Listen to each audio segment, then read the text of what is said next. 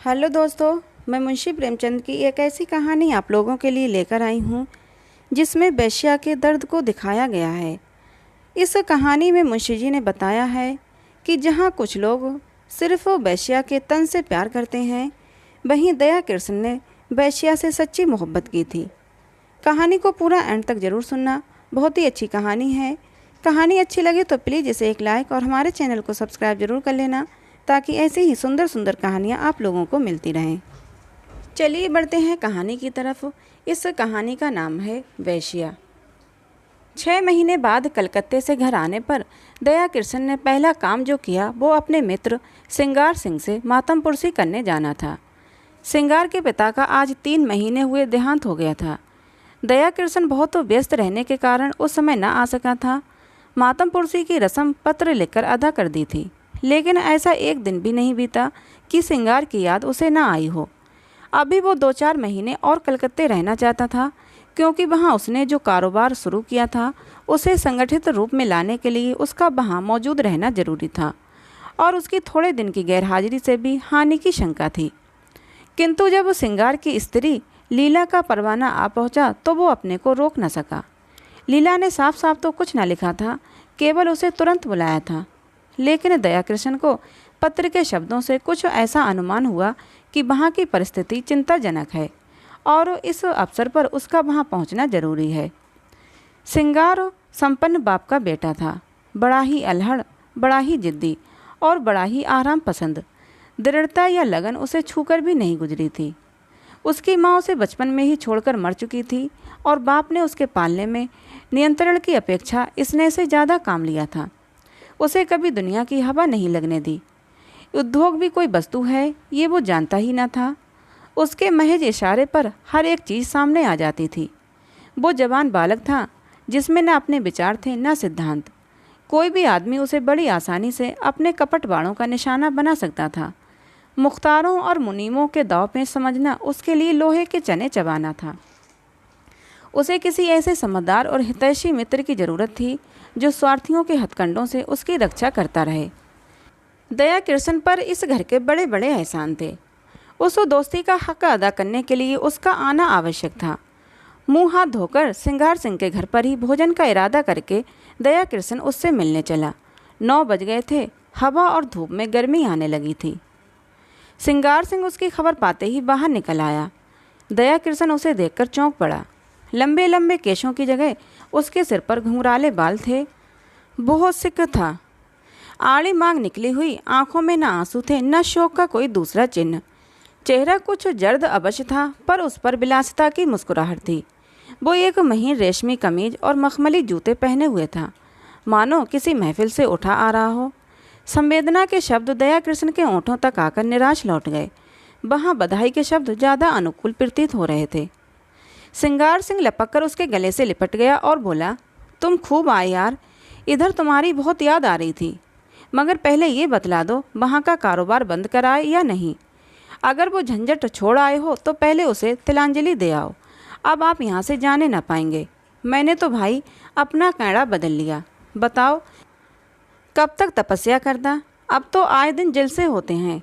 मैंने सोचा यार, दुनिया में आए तो कुछ दिन सैर सपाटे का आनंद भी उठा लो, नहीं तो एक दिन यूं ही हाथ मलते चले जाएंगे, कुछ भी साथ न जाएगा।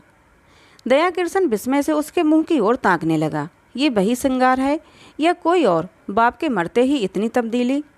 दोनों मित्र कमरे में गए और सोफे पर बैठे। सरदार साहब के सामने इस कमरे में फर्श और मसनद थी, अलमारी थी। अब दर्जनों गद्देदार सोफे और कुर्सियां हैं। कालीन का फर्श है, रेशमी पर्दे हैं, बड़े बड़े आईने हैं। सरदार साहब को संचे की धुन थी, सिंगार को उड़ाने की धुन है। सिंगार ने एक सिगार जलाकर कहा, तेरी बहुत याद आती थी, तेरी जान की कसम। दया कृष्ण ने शिकवा किया, क्यों झूठ बोलते हो भाई? एक ख़त लिखने की तो आपको फुर्सत न मिलती थी और कहते हो कि मेरी याद आती थी। सिंगार ने अल्हड़पन से कहा, बस इसी बात पर मेरी सेहत का एक जाम पियो। अरे यार, इस ज़िंदगी में और क्या रखा है? हंसी खेल में तो वक्त कट जाए उसे गनीमत समझो। मैंने तो ये तपस्या त्याग दी। अब तो आए दिन जलसे होते हैं। कभी दोस्तों की दावत है, कभी दरिया की सैर, कभी गाना बजाना, कभी शराब के दौर। मैंने कहा लाओ कुछ दिन वो बाहर भी देख लूँ, हसरत क्यों दिल में रह जाए। आदमी संसार में कुछ भोगने के लिए आता है, ये ज़िंदगी के मज़े हैं। जिसने ये मज़े नहीं चखे उसका जीवन व्यर्थ है। बस दोस्तों की मजलिस हो, बगल में माशूक हो और हाथ में प्याला हो, इसके सिवा मुझे कुछ न चाहिए। उसने अलमारी खोलकर एक बोतल निकाली और 2 गिलासों में शराब डालकर बोला, ये मेरी सेहत का जाम है, इनकार ना करना, मैं तुम्हारी सेहत का जाम पीता हूँ।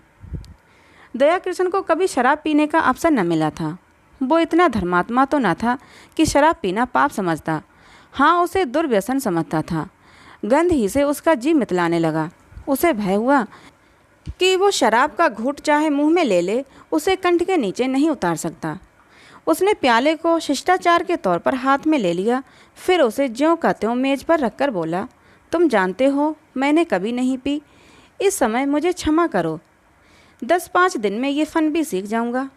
मगर ये तो बताओ, अपना कारोबार भी कुछ देखते हो या इसी में पड़े रहते हो? सिंगार ने अरुचि से मुंह बनाकर कहा, ओह क्या जिक्र तुमने छेड़ दिया यार। कारोबार के पीछे इस छोटी सी ज़िंदगी को तबाह नहीं कर सकता। ना कोई साथ लाया है, ना साथ ले जाएगा। पापा ने मर मर कर धन संचय किया, क्या हाथ लगा। 50 तक पहुँचते पहुँचते चल बसे। उनकी आत्मा अब भी संसार के सुखों के लिए तरस रही होगी। धन छोड़कर मरने से फाके मस्त रहना कहीं अच्छा है। धन की चिंता तो नहीं सताती, पर यह हाय हाय तो नहीं रहती कि मेरे बाद क्या होगा। तुमने गिलास मेज पर रख दिया, जरा पियो, आंखें खुल जाएंगी, दिल हरा हो जाएगा।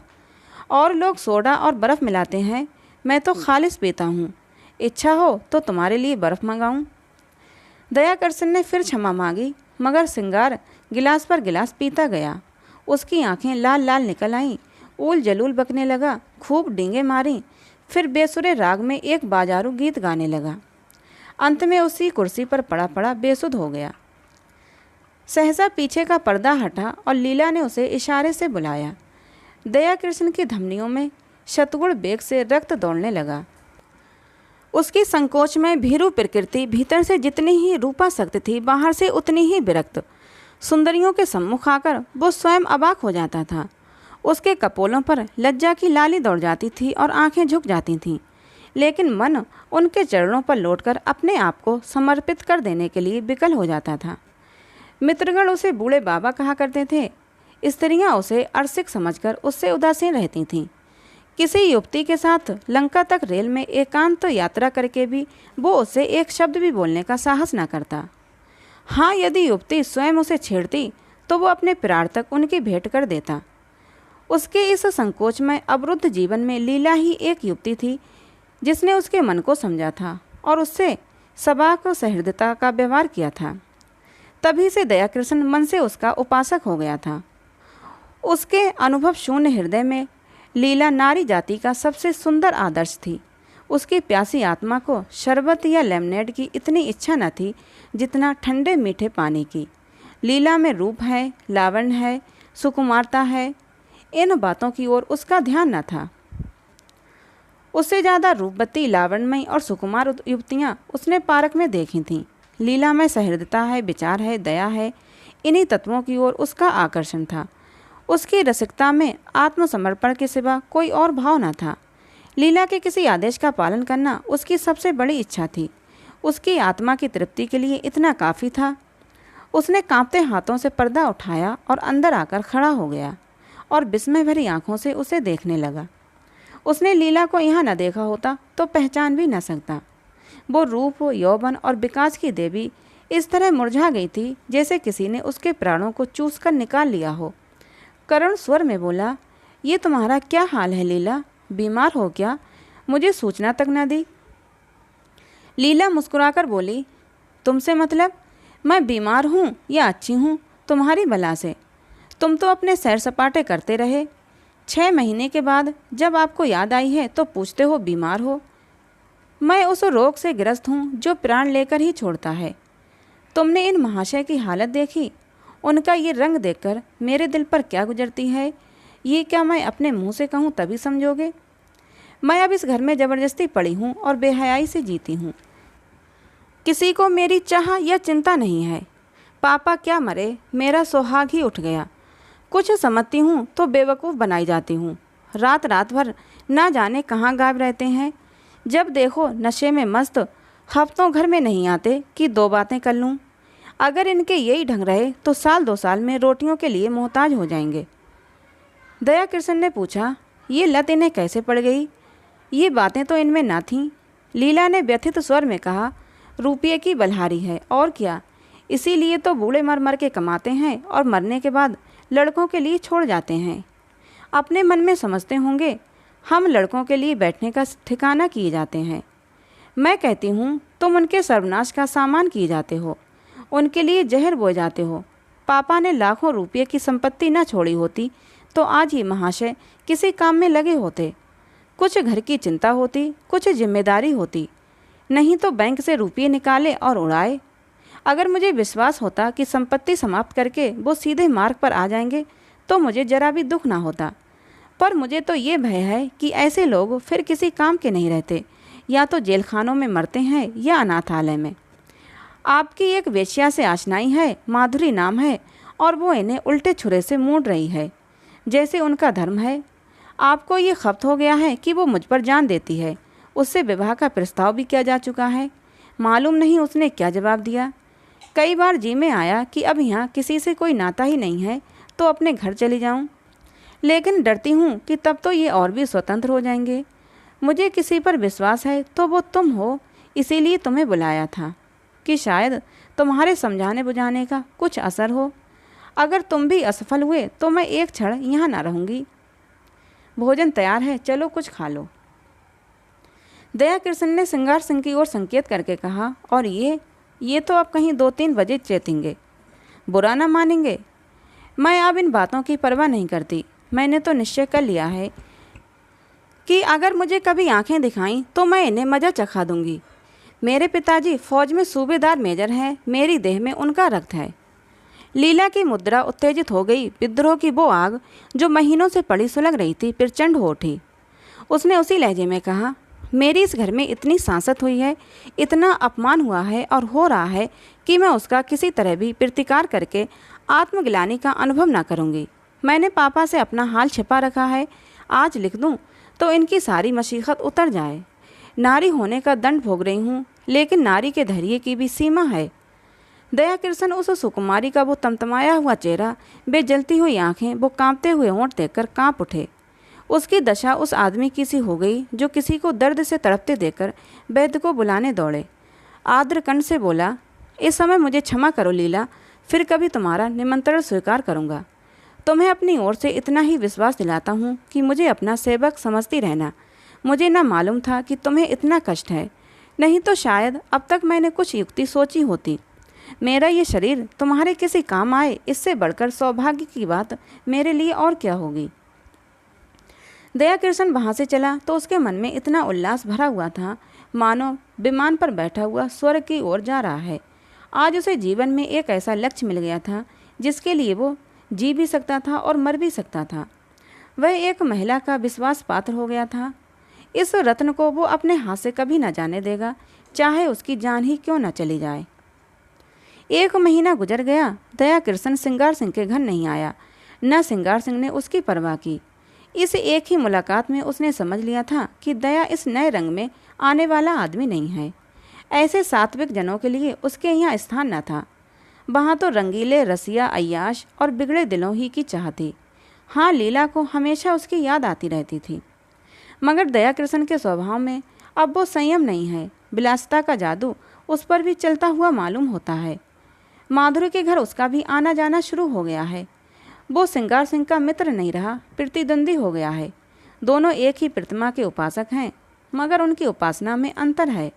श्रृंगार की दृष्टि से माधुरी केवल विलास की एक वस्तु है, केवल विनोद का एक यंत्र।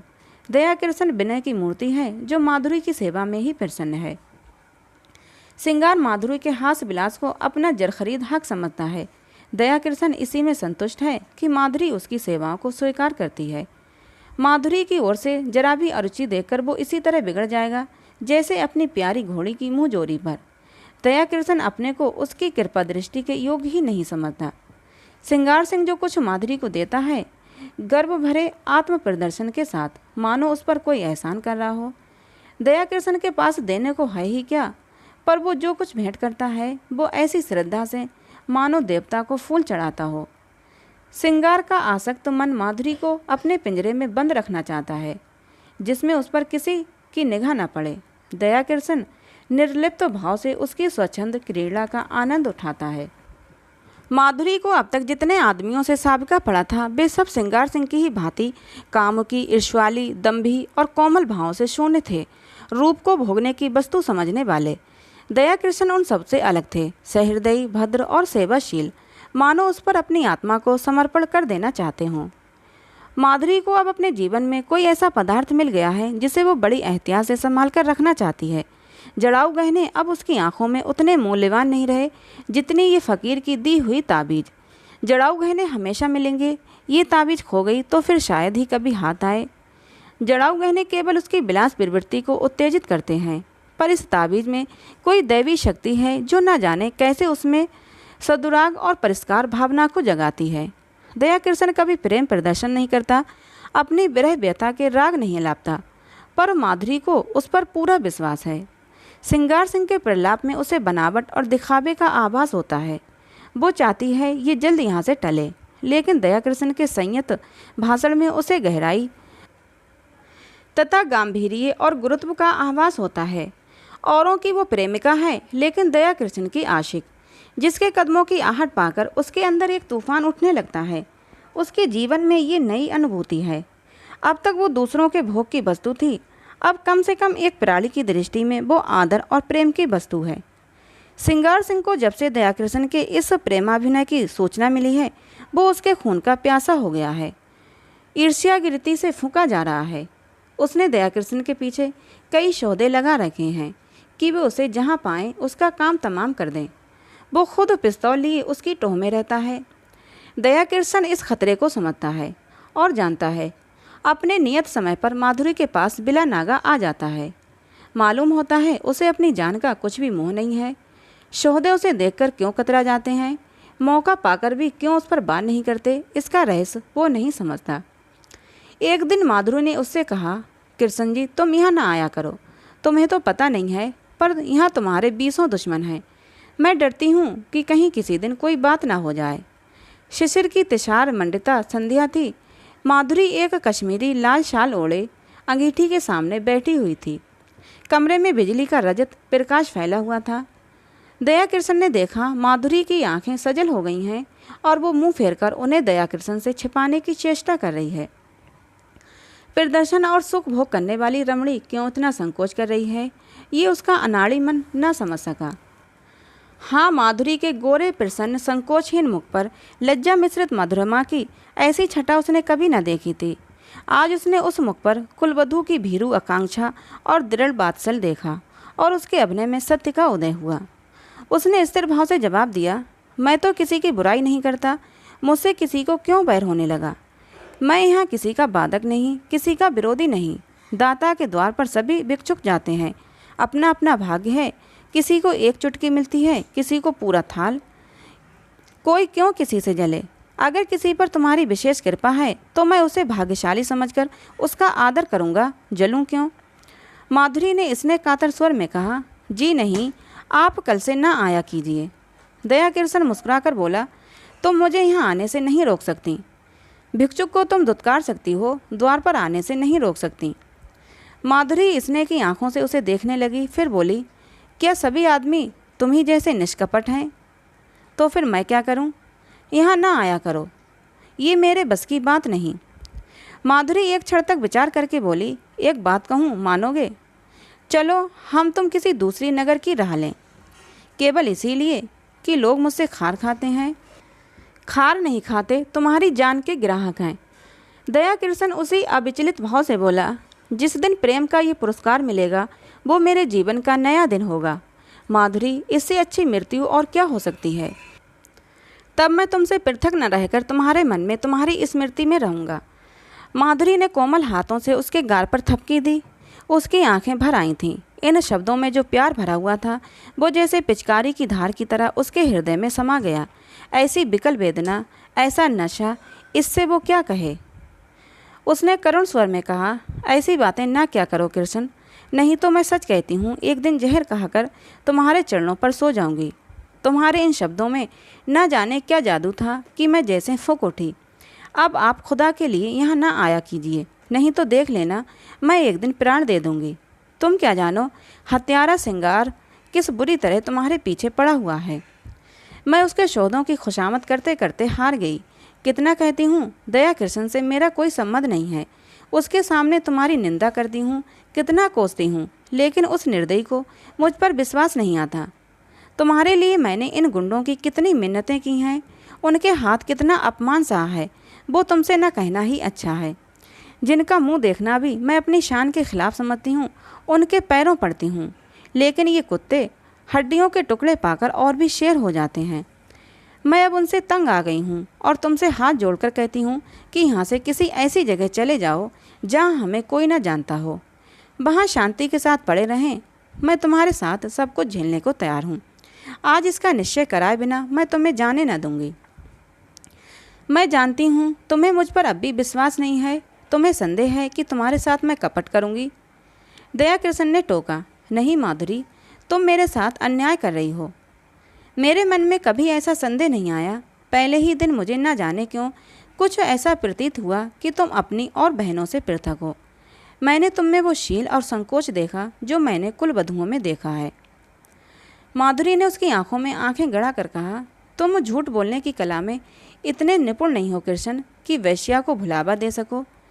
मैं न शीलवती हूँ, न संकोचवती हूँ और न अपनी दूसरी बहनों से भिन्न हूँ। मैं वैश्या हूँ, उतनी ही कलुषित, उतनी ही विलासांध, उतनी ही मायाविनी जितनी मेरी दूसरी बहनें, बल्कि उनसे कुछ ज़्यादा। ना तुम अन्य पुरुषों की तरह मेरे पास विनोद और वासना तृप्ति के लिए आए थे, नहीं महीनों आते रहने पर भी तुम ही अलिप्त न रहते। तुमने कभी डींग नहीं मारी, मुझे धन का प्रलोभन नहीं दिया, मैंने भी कभी तुमसे धन की आशा नहीं की। तुमने अपनी वास्तविक स्थिति मुझसे कह दी, फिर भी मैंने तुम्हें एक नहीं अनेक ऐसे अवसर दिए कि कोई दूसरा आदमी उन्हें न छोड़ता, लेकिन तुम्हें मैं अपने पंजे में न ला सकी। तुम चाहे और जिस इरादे से आए हो, भोग की इच्छा से नहीं आए। अगर मैं तुम्हें इतना नीच, इतना हृदयहीन, इतना बिला सांदा समझती तो इस तरह तुम्हारे नाज न उठाती। फिर मैं भी तुम्हारे साथ मित्र भाव रखने लगी। समझ लिया मेरी परीक्षा हो रही है। जब तक इस परीक्षा में सफल न हो जाऊं तो मैं पा नहीं सकती। तुम जितने सज्जन हो उतने ही कठोर हो। ये कहते हुए माधुरी ने दया कृष्ण का हाथ पकड़ लिया और अनुराग और समर्पण भरी चितवनों से उसे देखकर बोली, सच बताओ कृष्ण, तुम मुझ में क्या देखकर आकर्षित हुए थे? देखो, बहानेबाजी न करना, तुम रूप पर मुग्ध होने वाले आदमी नहीं हो, मैं कसम खा सकती हूँ। दया कृष्ण ने संकट में पड़कर कहा, रूप इतनी तुच्छ वस्तु नहीं है माधुरी, वो मन का आईना है। यहाँ मुझसे रूपवान स्त्रियों की कमी नहीं है। ये तो अपनी अपनी निगाह है, मेरे पूर्व संस्कार रहे होंगे। माधुरी ने भवें सिकोड़ कर कहा, तुम फिर झूठ बोल रहे हो, चेहरा कह देता है। दया कृष्ण ने परास्त होकर पूछा, पूछकर क्या करोगी माधुरी? मैं डरता हूँ कहीं तुम मुझसे घृणा न करने लगो। संभव है तुम मेरा जो रूप रोज देखती हो वो मेरा असली रूप ना हो। माधुरी का मुंह लटक गया, विरक्त सी होकर बोली, इसका खुले शब्दों में ये अर्थ है कि तुम्हें मुझ पर विश्वास नहीं।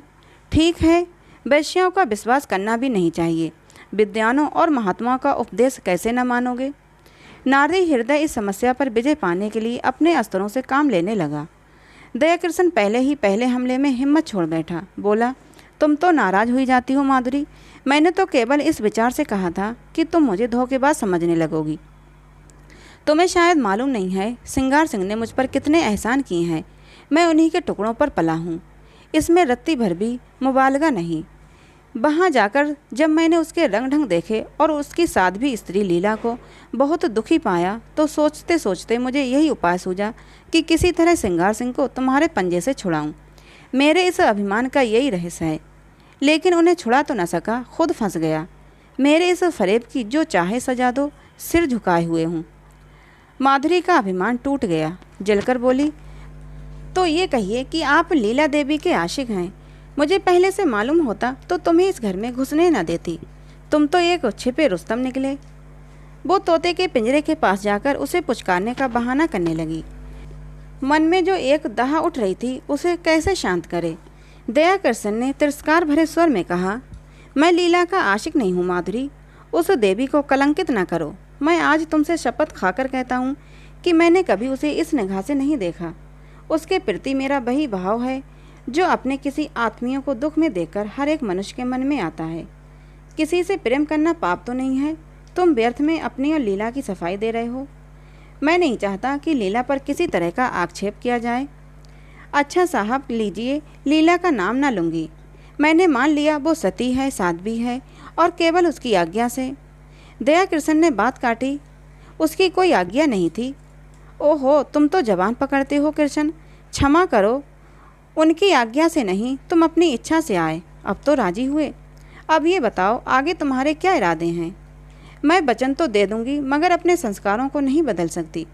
मेरा मन दुर्बल है, मेरा सतीत्व कब का नष्ट हो चुका है। अन्य मूल्यवान पदार्थों की तरह रूप और यौवन की रक्षा भी बलवान हाथों से हो सकती है। मैं तुमसे पूछती हूँ, तुम मुझे अपनी शरण में लेने पर तैयार हो? तुम्हारा आश्रय पाकर तुम्हारे प्रेम की शक्ति से मुझे विश्वास है मैं जीवन के सारे प्रलोभनों का सामना कर सकती हूँ। मैं इस सोने के महल को ठुकरा दूंगी, लेकिन इसके बदले मुझे किसी हरे वृक्ष की छां तो मिलनी चाहिए। वो छां तुम मुझे दोगे। अगर नहीं दे सकते तो मुझे छोड़ दो, मैं अपने हाल में मगन हूँ। मैं वादा करती हूँ सिंगार सिंह से मैं कोई संबंध न रखूँगी। वो मुझे घेरेगा, रोएगा, संभव है गुंडों से मेरा अपमान कराए, आतंक दिखाए, लेकिन मैं सब कुछ झेल लूँगी तुम्हारी खातिर से। आगे और कुछ न कहकर वो तृष्णा भरे लेकिन उसके साथ ही निरपेक्ष नेत्रों से दयाकृष्ण की ओर देखने लगी, जैसे दुकानदार ग्राहक को बुलाता है पर साथ ही ये भी दिखाना चाहता है कि उसे उसकी परवाह नहीं है। दयाकृष्ण क्या जवाब दे। संघर्षमय संसार में वो अभी केवल एक कदम टिक पाया है। इधर वो अंगुल भर जगह भी उससे छिन गई है। शायद जोर मारकर वो फिर वो स्थान पा जाए, लेकिन वहाँ बैठने की जगह नहीं, और एक दूसरे प्राणी को लेकर तो वो खड़ा भी नहीं रह सकता। अगर मान लिया जाए कि अदम्य उद्योग से दोनों के लिए स्थान निकाल लेगा तो आत्मसम्मान को कहाँ ले जाए। संसार क्या कहेगा, लीला क्या फिर उसका मुंह देखना चाहेगी, सिंगार से वो फिर आंखें मिला सकेगी। ये भी छोड़ो, लीला अगर उसे पतित समझती है समझे, सिंगार अगर उससे जलता है तो जले, उसे इसकी परवाह नहीं। लेकिन अपने मन को क्या करे। विश्वास उसके अंदर आकर जाल में फंसे पक्षी की भांति फड़फड़ा कर निकल भागता है। कुलीना अपने साथ विश्वास का वरदान लिए आती है। उसके सहचर्य में हमें कभी संदेह नहीं होता। वहाँ संदेह के लिए प्रत्यक्ष प्रमाण चाहिए। उसने नम्रता से कहा, तुम जानती हो मेरी क्या हालत है? हाँ, खूब जानती हूँ। और उस हालत में तुम प्रसन्न रह सकोगी? तुम ऐसा प्रश्न क्यों करते हो कृष्ण? मुझे दुख होता है। तुम्हारे मन में जो संदेह है वो मैं जानती हूँ, समझती हूँ। मुझे भ्रम हुआ था कि तुमने भी मुझे जान लिया है, समझ लिया है। अब मालूम हुआ मैं धोखे में थी।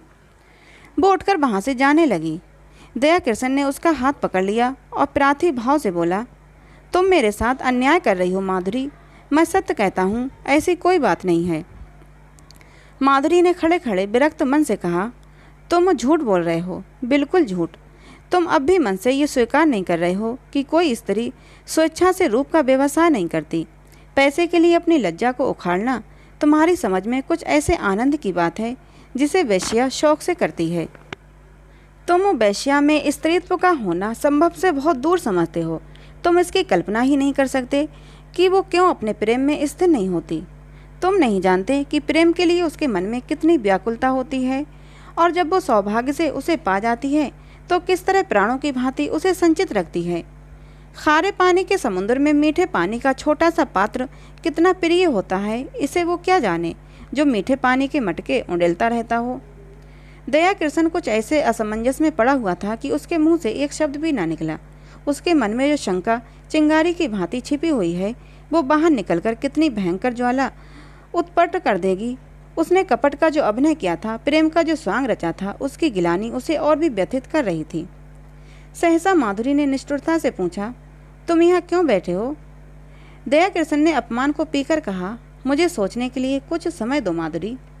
क्या सोचने के लिए? अपना कर्तव्य। मैंने अपना कर्तव्य सोचने के लिए तो तुमसे कभी समय नहीं मांगा। तुम अगर मेरे उद्धार की बात सोच रहे हो तो उसे दिल से निकाल डालो। मैं भ्रष्टा हूँ और तुम साधुता के पुतले हो। जब तक ये भाव तुम्हारे अंदर रहेगा, मैं तुमसे उसी तरह बात करूँगी जैसे औरों के साथ करती हूँ। अगर भ्रष्ट हूँ तो जो लोग यहाँ अपना मुंह काला करने आते हैं वे कुछ कम भ्रष्ट नहीं हैं। तुम जो एक मित्र की स्त्री पर दांत लगाए हुए हो, तुम जो एक सरला अबला के साथ झूठे प्रेम का स्वांग करते हो, तुम्हारे हाथों अगर मुझे स्वर्ग भी मिलता हो तो उसे ठुकरा दूंगी। दया कृष्ण ने लाल आंखें करके कहा, तुमने फिर वही आक्षेप किया। माधुरी तिलमिला उठी। उसकी रही सही मृदुता भी ईर्ष्या के उमड़ते हुए प्रभा में समा गई। लीला पर आक्षेप भी असहाय है, इसीलिए कि वो कुलवधू है और मैं वैश्या हूँ, इसीलिए मेरे प्रेम का उपकार भी स्वीकार नहीं किया जा सकता। उसने अविचलित भाव से कहा, आक्षेप नहीं कर रही हूँ, सच्ची बात कह रही हूँ। तुम्हारे डर से बिल खोदने जा रही हूँ, तुम स्वीकार करो या ना करो। तुम लीला पर मरते हो, तुम्हारी लीला तुम्हें मुबारक रहे। मैं अपने सिंगार सिंह के ही प्रेम में प्रसन्न हूँ। उद्धार की लालसा अब नहीं रही। पहले जाकर अपना उद्धार करो। अब से खबरदार कभी भूल कर भी यहाँ ना आना, नहीं तो पछताओगे। तुम जैसे रंगे हुए पतितों का उद्धार नहीं करते। उद्धार वही कर सकते हैं जो उद्धार के अभिमान को हृदय में आने ही नहीं देते। जहाँ प्रेम है वहाँ किसी तरह का भेद नहीं रह सकता। ये कहने के साथ ही वो उठकर बराबर वाले दूसरे कमरे में चली गई और अंदर से द्वार बंद कर लिया। दया कृष्ण कुछ देर वहाँ मरमाहत सा खड़ा रहा, फिर धीरे धीरे नीचे उतर आया, मानो देह में प्राण ना हो। 2 दिन दया कृष्ण घर से ना निकला। माधुरी ने उसके साथ जो व्यवहार किया, इसकी उसे आशा न थी।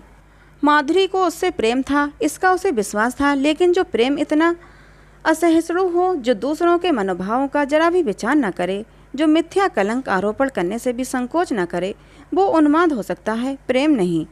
उसने बहुत अच्छा किया कि माधुरी के कपट जाल में न फंसा, नहीं तो उसकी न जाने क्या दुर्गति होती। पर दूसरे क्षण उसके भाव बदल जाते और माधुरी के प्रति उसका मन कोमलता से भर जाता। अब वो अपनी अनुदारता पर, अपनी संकीर्णता पर पछताता। उसे माधुरी पर संदेह करने का कोई कारण न था। ऐसी दशा में ईर्ष्या स्वाभाविक है, और वो ईर्ष्या ही क्या जिसमें डंक ना हो, विष ना हो। माना समाज उसकी निंदा करता, ये भी मान लिया कि माधुरी सती भारिया न होती, कम से कम सिंगार सिंह तो उसके पंजे से निकल जाता। दया कृष्ण के सिर से ऋण का भार तो कुछ हल्का हो जाता, लीला का जीवन तो सुखी हो जाता। सहसा किसी ने द्वार खटखटाया। उसने द्वार खोला तो सिंगार सिंह सामने खड़ा था, बाल बिखरे हुए, कुछ अस्त व्यस्त। दया कृष्ण ने हाथ मिलाते हुए पूछा, क्या पाँव पाँव ही आ रहे हो, मुझे क्यों ना बुला लिया? सिंगार ने उसे चुपती हुई आंखों से देखकर कहा, मैं तुमसे ये पूछने आया हूँ कि माधुरी कहाँ है? अवश्य तुम्हारे घर में होगी। क्यों, अपने घर पर होगी? मुझे क्या खबर मेरे घर क्यों आने लगी? इन बहानों से काम न चलेगा, समझ गए? मैं कहता हूँ मैं तुम्हारा खून पी जाऊँगा, वरना ठीक ठीक बता दो कि वो कहाँ गई। मैं बिल्कुल कुछ नहीं जानता, तुम्हें विश्वास दिलाता हूँ। मैं तो 2-3 दिन से घर से निकला ही नहीं। रात को मैं उसके पास था, सवेरे मुझे उसका ये पत्र मिला। मैं उसी वक्त दौड़ा हुआ उसके घर गया, वहाँ उसका पता न था। नौकरों से इतना मालूम हुआ, तांगे पर बैठकर कहीं गई है। कहाँ गई है ये कोई नहीं बता सकता। मुझे शक हुआ यहाँ आई होगी। जब तक तुम्हारे घर की तलाशी न ले लूँगा मुझे चैन न आएगा। उसने मकान का एक एक कोना देखा, तख्त के नीचे, अलमारी के पीछे, तब निराश होकर बोला, बड़ी बेवफा और मक्कार औरत है, जरा इस खत को पढ़ो। दोनों फर्श पर बैठ गए। दया कृष्ण ने पत्र लेकर पढ़ना शुरू किया। लिखा था, सरदार साहब, मैं आज कुछ दिनों के लिए यहाँ से जा रही हूँ। कब लौटूंगी कुछ नहीं जानती, कहाँ जा रही हूँ ये भी नहीं जानती। जा इसलिए रही हूँ कि इस बेशर्मी और बेहयाई की ज़िंदगी से मुझे घृणा हो रही है, और घृणा हो रही है उन लंपटों से जिनके कुत्सित विलास का मैं खिलौना थी और जिनमें तुम मुख्य हो। तुम महीनों से मुझ पर सोने और रेशम की वर्षा कर रहे हो, मगर मैं तुमसे पूछती हूँ, उससे लाख गुने सोने और 10 लाख गुने रेशम पर भी तुम अपनी बहन या स्त्री को इस रूप में बाजार में बैठने दोगे? कभी नहीं। उन देवियों में कोई ऐसी वस्तु है जिसे तुम संसार भर की दौलत से भी मूल्यवान समझते हो, लेकिन जब तुम शराब के नशे में चूर अपने एक एक अंग में काम का उन्माद भरे आते थे, तो तुम्हें कभी ध्यान आता था कि तुम उसी अमूल्य वस्तु को किस निर्दयता के साथ पैरों से कुचल रहे हो? कभी ध्यान आता था कि अपनी कुल देवियों को इस अवस्था में देखकर तुम्हें कितना दुख होता? कभी नहीं। ये उन गीदड़ों और गिद्धों की मनोवृत्ति है जो किसी लाश को देखकर चारों ओर से जमा हो जाते हैं और उसे नोच नोच कर खाते हैं। ये समझ रखो, नारी अपना बस रहते हुए कभी पैसों के लिए अपने को समर्पित नहीं करती। यदि वो ऐसा कर रही है तो समझ लो कि उसके लिए और कोई आश्रय नहीं, कोई आधार नहीं है। और पुरुष इतना निर्लज्ज है कि उसकी दुर्वस्था से अपनी वासना तृप्त करता है, और इसके साथ ही इतना निर्दय कि उसके माथे पर पतिता का कलंक लगाकर उसे उसी दुर्वस्था में मरते देखना चाहता है। क्या वो नारी है? क्या नारीत्व के पवित्र मंदिर में उसका स्थान नहीं है? लेकिन तुम उसे उस मंदिर में घुसने नहीं देते। उसके स्पर्श से मंदिर की प्रतिमा भ्रष्ट हो जाएगी। खैर, पुरुष समाज जितना अत्याचार चाहे कर ले, हम असहाय हैं, आत्म अभिमान को भूल बैठी हैं। लेकिन सहसा सिंगार सिंह ने उसके हाथ से वो पत्र छीन लिया और जेब में रखता हुआ बोला, क्या बड़े गौर से पढ़ रहे हो? कोई नई बात नहीं है, सब कुछ वही है जो तुमने सिखाया है। यही करने तो तुम उसके यहाँ जाते थे। मैं कहता हूँ, तुम्हें मुझसे इतनी जलन क्यों हो गई? मैंने तो तुम्हारे साथ कोई बुराई ना की थी। इस साल भर में मैंने माधुरी पर 10,000 से कम न फूके होंगे। घर में जो कुछ मूल्यवान था वो मैंने उसके चरणों पर चढ़ा दिया, और आज उसे साहस हो रहा है कि वो हमारी कुल देवियों की बराबरी करे। ये सब तुम्हारा प्रसाद है। 70 चूहे खाकर बिल्ली हज को चली। कितनी बेवफा जात है, ऐसों को तो गोली मार दें। जिस पर सारा घर लुटा दिया, जिसके पीछे सारे शहर में बदनाम हुआ, वो आज मुझे उपदेश देने चली है। जरूर इसमें कोई ना कोई रहस्य है, कोई नया शिकार फंसा होगा। मगर मुझसे भागकर जाएगी कहाँ? ढूंढ ना निकालूं तो नाम नहीं। कमबख्त कैसी प्रेम भरी बातें करती थी कि मुझ पर घड़ों नशा चढ़ जाता था। बस कोई नया शिकार फंस गया होगा। ये बात ना हो तो मूछें मुड़ा लूँ। दया कृष्ण उसके सफाचट चेहरे की ओर देखकर मुस्कुराया। तुम्हारी मूछें तो पहले ही मुड़ चुकी हैं। इस हल्के से विनोद ने जैसे सिंगार सिंह के घाव पर मरहम रख दिया। वो बेसरो सामान घर, वो फटा फर्श, वे टूटी फूटी चीज़ें देखकर उसे दया कृष्ण पर दया आ गई।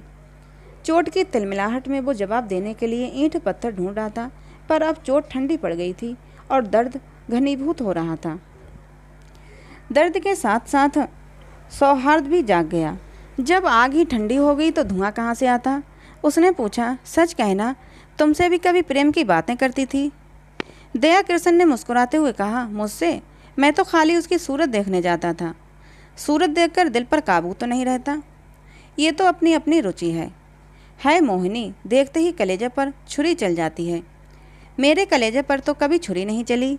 यही इच्छा होती थी कि इसके पैरों पर गिर पड़ूं। इसी शायरी ने तो ये अनर्थ कर डाला। तुम जैसे बुद्धुओं को किसी देहातनी से शादी करके रहना चाहिए। चले थे वैश्या से प्रेम करने।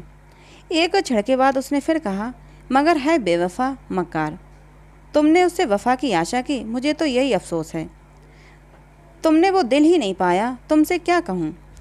1 मिनट के बाद उसने सहृदय भाव से कहा, अपने पत्र में उसने बातें तो सच्ची लिखी हैं, चाहे कोई माने या ना माने। सौंदर्य को बाजारू चीज़ समझना बहुत कुछ अच्छी बात तो नहीं है। दया कृष्ण बोला, जब स्त्री अपना रूप बेचती है तो उसके खरीदार भी निकल आते हैं। फिर यहाँ तो कितनी ही जातियाँ हैं जिनका यही पेशा है। ये पेशा चला कैसे? स्त्रियों की दुर्बलता से। नहीं, मैं समझता हूँ बिस्मिल्लाह पुरुषों ने ही की होगी। इसके बाद एकाएक जेब से घड़ी निकाल कर देखता हुआ बोला, ओहो, 2 बज गए और मैं अभी यहीं बैठा हूँ। आज शाम को मेरे यहाँ खाना खाना, जरा इस विषय पर बातें होंगी। अभी तो उसे ढूंढ निकालना है। वो है कहीं भी, इसी शहर में है। घर वालों से भी कुछ नहीं कहा। बुढ़िया नाय का सिर पीट रही है। उस्ताद जी अपनी तकदीर को रो रहे हैं, ना जाने कहाँ छिप रही। उसने उठकर दया कृष्ण से हाथ मिलाया और चला। दया कृष्ण ने पूछा, मेरी तरफ से तो तुम्हारा दिल साफ हो गया? सिंगार ने पीछे फिरकर कहा, हुआ भी और नहीं भी हुआ, और बाहर निकल गया। 7 और 8 दिन तक सिंगार सिंह ने सारा शहर छाना। पुलिस में रिपोर्ट की, समाचार पत्रों में नोटिस छपाई, अपने आदमी दौड़ाए, लेकिन माधुरी का कुछ भी सुराग ना मिला कि फिर महफिल गर्म होती। मित्र वृंद सुबह शाम हाजिरी देने आते और अपना सा मुँह लेकर लौट जाते। सिंगार के पास उनके साथ गपशप करने का समय न था। गर्मी के दिन थे, सजा हुआ कमरा भट्टी बना हुआ था, खस की टट्टियाँ भी थीं, पंखा भी, लेकिन गर्मी जैसे किसी के समझाने बुझाने की परवाह नहीं करना चाहती। अपने दिल का बुखार निकाल कर ही रहेगी। सिंगार सिंह अपने भीतर वाले कमरे में बैठा हुआ पैग पर पैग चढ़ा रहा था, पर अंदर की आग ना शांत होती थी।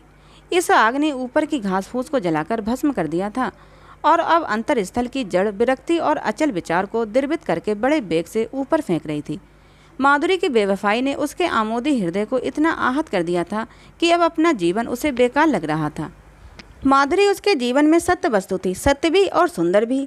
उसके जीवन की सारी रेखाएं इसी बिंदु पर आकर जमा हो जाती थीं। वो बिंदु एक पानी के बुलबुले की भांति मिट गया और वे सारी रेखाएं, सारी भावनाएं, वे सारी मृदु स्मृतियां उन झल्लाई हुई मधुमक्खियों की तरह बनभनाती फिरती थीं जिनका छत्ता जला दिया गया हो। जब माधुरी ने कपट व्यवहार किया तो किससे कोई आशा की जाए?